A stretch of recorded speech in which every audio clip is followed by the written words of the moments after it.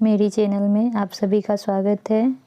आज देवउठनी एकादशी है, तो इस अवसर पर मैं देवउठनी एकादशी की 3 कथाएं सुनाने जा रही हूँ और उसके साथ साथ पूजा विधि और मंत्र सहित बताऊंगी। तो चलिए शुरू करते हैं। कार्तिक माह के शुक्ल पक्ष की एकादशी को देवउठनी एकादशी, देवोत्थान एकादशी, देवउठनी, ग्यारस, प्रबोधिनी एकादशी आदि नामों से जाना जाता है। इस दिन श्री हरि विष्णु निद्रा से जागते हैं। इसकी कथा है। एक राजा के राज्य में सभी लोग एकादशी का व्रत रखते थे। प्रजा तथा नौकर चाकरों से लेकर पशुओं तक को एकादशी के दिन अन्न नहीं दिया जाता था। एक दिन किसी दूसरे राज्य का एक व्यक्ति राजा के पास आकर बोला, महाराज कृपा करके मुझे नौकरी पर रख लें। तब राजा ने उसके सामने एक शर्त रखी कि ठीक है, रख लेते हैं, किंतु रोज़ तो तुम्हें खाने को सब कुछ मिलेगा, पर एकादशी को अन्न नहीं मिलेगा। उस व्यक्ति ने उस समय हाँ कर ली, पर एकादशी के दिन जब उसे फलाहार का सामान दिया गया तो वह राजा के सामने जाकर गिड़गिड़ाने लगा, महाराज इससे मेरा पेट नहीं भरेगा, मैं भूखा ही मर जाऊंगा, मुझे अन्न दे दो। राजा ने उसे शर्त की बात याद दिलाई, पर वह अन्न छोड़ने को राजी नहीं हुआ। तब राजा ने उसे आटा, दाल, चावल आदि दिए। वह नित्य की तरह नदी पर पहुंचा और स्नान कर भोजन पकाने लगा। जब भोजन बन गया तो वह भगवान को बुलाने लगा, आओ भगवान, भोजन तैयार है। उसके बुलाने पर पीताम्बर धारण किए भगवान चतुर्भुज रूप में आ पहुँचे तथा प्रेम से उसके साथ भोजन करने लगे। भोजन आदि करके भगवान अंतर्ध्यान हो गए तथा वह अपने काम पर चला गया। 15 दिन बाद अगली एकादशी को वह राजा से कहने लगा कि महाराज मुझे दुगुना सामान दीजिए। उस दिन मैं तो भूखा ही रह गया। राजा ने कारण पूछा तो उसने बताया कि हमारे साथ भगवान भी खाते हैं, इसीलिए हम दोनों के लिए ये सामान पूरा नहीं होता। यह सुनकर राजा को बड़ा आश्चर्य हुआ। वह बोला, मैं नहीं मान सकता कि भगवान तुम्हारे साथ खाते हैं। मैं तो इतना व्रत रखता हूँ, पूजा करता हूँ, पर भगवान ने मुझे कभी दर्शन नहीं दिए। राजा की बात सुनकर वह बोला, महाराज यदि विश्वास ना हो तो साथ चलकर देख लें। राजा एक पेड़ के पीछे छिपकर बैठ गया। उस व्यक्ति ने भोजन बनाया तथा भगवान को शाम तक पुकारता रहा, परंतु भगवान ना आए। अंत में उसने कहा, हे भगवान, यदि आप नहीं आए तो मैं नदी में कूदकर प्राण त्याग दूंगा। लेकिन भगवान नहीं आए। तब वह प्राण त्यागने के उद्देश्य से नदी की तरफ बढ़ा। प्राण त्यागने का उसका दृढ़ इरादा जान शीघ्र ही भगवान ने प्रकट होकर उसे रोक लिया और साथ बैठकर भोजन करने लगे। खा पीकर वे उसे अपने विमान में बिठाकर अपने धाम ले गए। यह देख राजा ने सोचा कि व्रत उपवास से तब तक कोई फायदा नहीं होता जब तक मन शुद्ध न हो। इससे राजा को ज्ञान मिला। वह भी मन से व्रत उपवास करने लगा और अंत में स्वर्ग को प्राप्त हुआ। तो ये हुई हमारी पहली कथा। अब मैं दूसरी कथा बताने जा रही हूँ। देव प्रबोधिनी एकादशी की व्रत कथा। एक राजा था, उसके राज्य में प्रजा सुखी थी।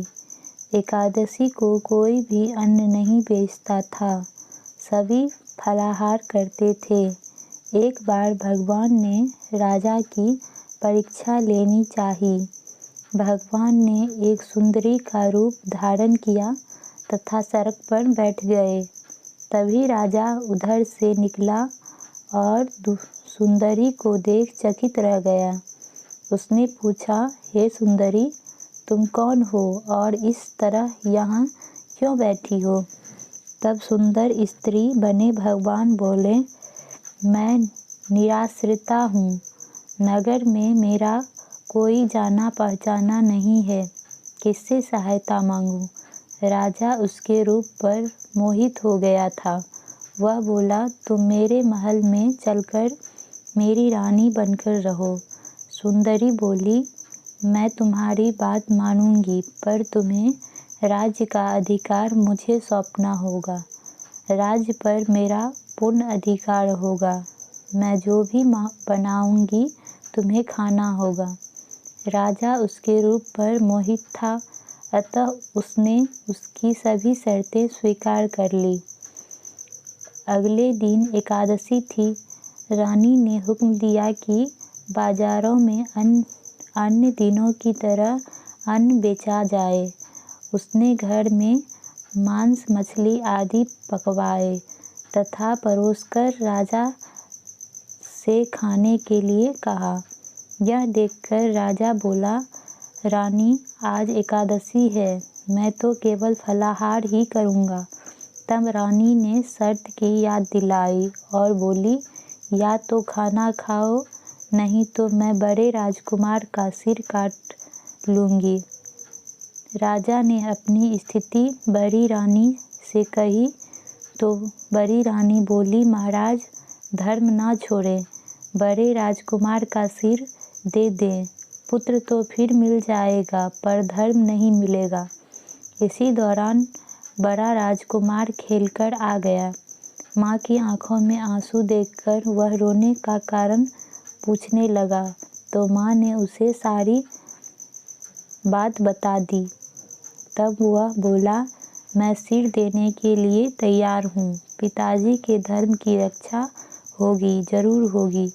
राजा दुखी मन से राजकुमार का सिर देने को तैयार हुआ। तो रानी के रूप से भगवान विष्णु ने प्रकट होकर असली बात बताई। राजन, तुम इस कठिन परीक्षा में पास हुए। भगवान ने प्रसन्न मन से राजा से वर मांगने को कहा। तो राजा बोला, आपका दिया सब कुछ है, हमारा उद्धार करें। उसी समय वहाँ एक विमान उतरा। राजा ने अपना राज्य पुत्र को सौंप दिया और विमान में बैठकर परम धाम को चला गया। तो ये हुई हमारी दूसरी कथा। अब मैं तीसरी कथा बताने जा रही हूँ, देव उठनी एकादशी की प्रमुख कथा। शंखासुर नामक राक्षस की है ये कथा। शंखासुर ने तीनों लोकों में बहुत ही उत्पात मचाया हुआ था। तब सभी देवताओं के आग्रह करने पर भगवान विष्णु ने उस राक्षस से युद्ध किया और यह युद्ध कई वर्षों तक चला। युद्ध में वह असुर मारा गया और इसके बाद भगवान विष्णु विश्राम करने चले गए। कार्तिक शुक्ल एकादशी के दिन भगवान विष्णु की निद्रा टूटी थी और सभी देवताओं ने भगवान विष्णु की पूजा की थी। शिव महापुराण के अनुसार दैत्यों का राजा दंभ हुआ करता था। वह बहुत बड़ा विष्णु भक्त था। कई सालों तक उसके यहाँ संतान नहीं होने के कारण उसने शुक्राचार्य को अपना गुरु बनाकर उनसे श्री कृष्ण मंत्र प्राप्त किया। यह मंत्र प्राप्त करके उसने पुष्कर सरोवर में घोर तपस्या की। भगवान विष्णु उसकी तपस्या से प्रसन्न हुए और उसे संतान प्राप्ति का वरदान दे दिया। भगवान विष्णु के वरदान से राजा दंभ के यहाँ एक पुत्र ने जन्म लिया। इस पुत्र का नाम शंखचूड़ रखा गया। बड़ा होकर शंखचूड़ ने ब्रह्मा जी को प्रसन्न करने के लिए पुष्कर में घोर तपस्या की। उसकी तपस्या से प्रसन्न होकर ब्रह्मा जी ने उसे वरदान मांगने को कहा। तब शंखचूड़ ने वरदान मांगा कि वह हमेशा अजर अमर रहे, वह कोई भी देवता उसे नहीं मार पाए। ब्रह्मा जी ने उसे यह वरदान दे दिया और कहा कि वह बद्री बन जाकर धर्मध्वज की पुत्री तुलसी जो तपस्या कर रही है उससे विवाह कर ले। शंखचूड़ ने वैसा ही किया और तुलसी के साथ विवाह के बाद सुखपूर्वक रहने लगा। उसने अपने बल से देवताओं, असुरों, दानवों, राक्षसों, गंधर्वों, नागों, किन्नरों, मनुष्यों तथा त्रिलोकी के सभी प्राणियों पर विजय प्राप्त कर ली। वह भगवान श्री कृष्ण का परम भक्त था। शंखचूड़ के अत्याचारों से सभी देवता परेशान होकर ब्रह्मा जी के पास गए और ब्रह्मा जी से उन्हें भगवान विष्णु के पास ले जाने को कहा। भगवान विष्णु ने कहा कि शंखचूड़ की मृत्यु भगवान शिव के त्रिशूल से ही होगी, अतः आप उनके पास जाएं। भगवान शिव ने चित्ररथ नामक गण को अपना दूत बनाकर शंखचूड़ के पास भेजा। चित्ररथ ने शंखचूड़ को समझाया कि वह देवताओं को उनका राज्य लौटा दे, परंतु शंखचूड़ ने मना कर दिया और कहा कि वह महेश्वर से युद्ध करना चाहता है। भगवान शिव को जब यह बात पता चली तो वे युद्ध के लिए अपनी सेना लेकर निकल पड़े। इस तरह देवताओं और दानवों में घमासान युद्ध हुआ, परंतु ब्रह्मा जी के वरदान के कारण शंखचूड़ को देवता नहीं हरा पाए।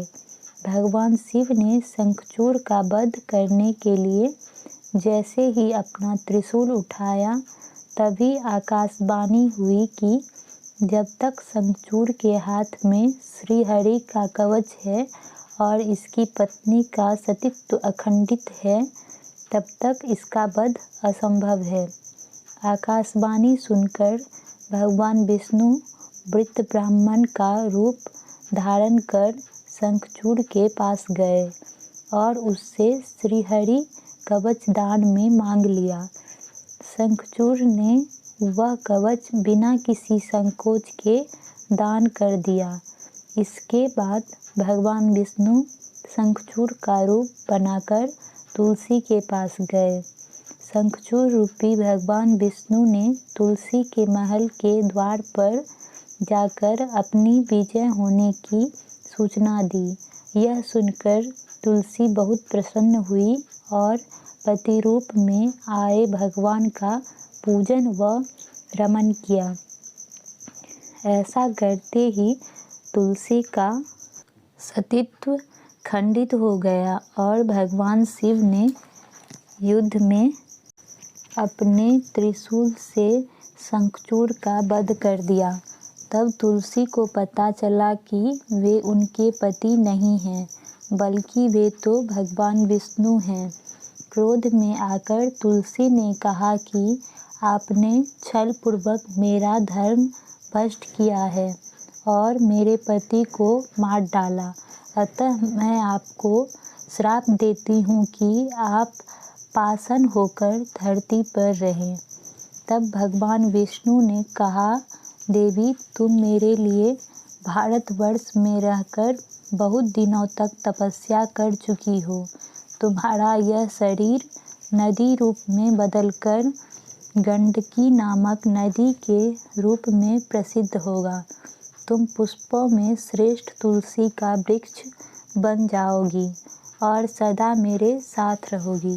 तुम्हारे श्राप को सत्य करने के लिए मैं पाषाण बनकर रहूँगा। गंडकी नदी के तट मेरा वास होगा। देव प्रबोधिनी एकादशी के दिन भगवान शालिग्राम व तुलसी का विवाह संपन्न कर मांगलिक कार्यों का प्रारंभ किया जाता है। हिंदू धर्म मान्यता के अनुसार इस दिन तुलसी शालिग्राम विवाह करने से अपार पुण्य प्राप्त होता है। तो ये हुई तीसरी कथा, मेरी समाप्त हुई। आइए अब हम पूजा विधि जानते हैं। देवउठनी एकादशी के दिन व्रत करने वाली महिलाएं प्रातः काल में स्नानादि से निर्वित होकर आंगन में चौक बनाएं। पश्चात भगवान विष्णु के चरणों को कलात्मक रूप से अंकित करें। फिर दिन की तेज धूप में विष्णु के चरणों को ढक दें। देवउठनी एकादशी को रात्रि के समय सुभाषित स्तोत्र पाठ, भगवत कथा और पुराणादि का श्रवण और भजन आदि का गायन करें। घंटा, शंख, मृदंग, नगाड़े और बीना बजाएं। विविध प्रकार के लीला और नाच आदि के साथ जागरण करें। पूजन के लिए भगवान का मंदिर अथवा सिंहासन को विभिन्न प्रकार के लता, पत्र, फल, पुष्प और बदनवार आदि से सजाएं। आंगन में देवोत्थान का चित्र बनाएं। तत्पश्चात फल, पकवान, सिंघाड़े, गन्ने आदि चढ़ाकर डलिया से ढक दें तथा दीपक जलाएं। विष्णु पूजा या पंचदेव पूजा विधान अथवा श्रद्धापूर्वक पूजन तथा दीपक कपूर आदि से आरती करें। इसके बाद इस मंत्र का जाप करें। यं तु द्वादशी देव प्रबोधाय विनिर्मिता त्वयैव सर्वलोकानां हितार्थ शेष साइना। तो हमारी कथा और पूजा विधि समाप्त हुई। अगर आप लोगों को हमारी कथा अच्छी लगी हो तो कमेंट में ज़रूर बताइएगा और हमारी सारी वीडियो को ज़रूर देखिएगा। देवउठान की बहुत बहुत शुभकामनाएँ आप लोगों को। धन्यवाद। और इसकी आरती है ओम जय जगदीश हरे। ये आरती आप लास्ट में सुन लीजिएगा।